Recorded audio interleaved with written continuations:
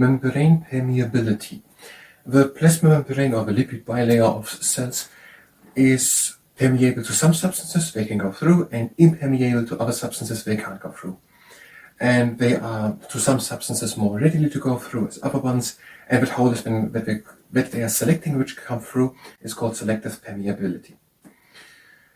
But there are still ways to come through. Water can come through, and that is a bit strange, but first, why it's strange? Because things like uncharged and non-polar molecules, they can pass through. Carbon dioxide, oxygen, steroids. And so they're permeable to them. And charged things or polar molecules like glucose or also ions, they cannot pass through. Water is charged. Why can water pass through? They're saying that it is probably or maybe or it is thought because of it, because all these glycolipids and phospholipids on the outside of the lipid bilayer, they're moving all around the whole time.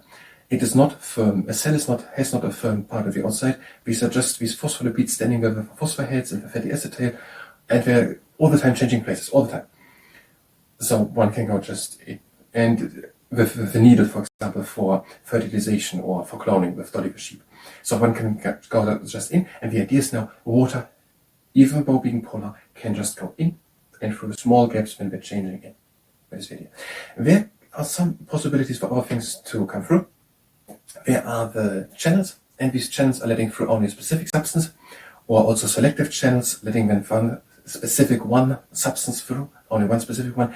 A cell is oftentimes multiple different ones of these selective channels, so that through each of them can come a specific substance in. Or for example, the transporters, they're taking something and like a snake, do they bring it in. And there is also the vesicular transport, with that also macromolecules, so macro, big molecules can come in or other things.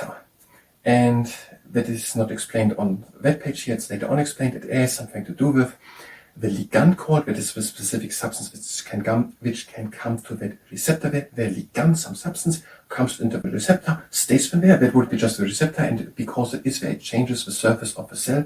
It changes the cell because the cell has now that ligand docked onto it. It changes the cell, but now the vesicular transport can happening. The clathrine-coated pit around the cells, they can start to go around and pinch them off, and now it's taken in.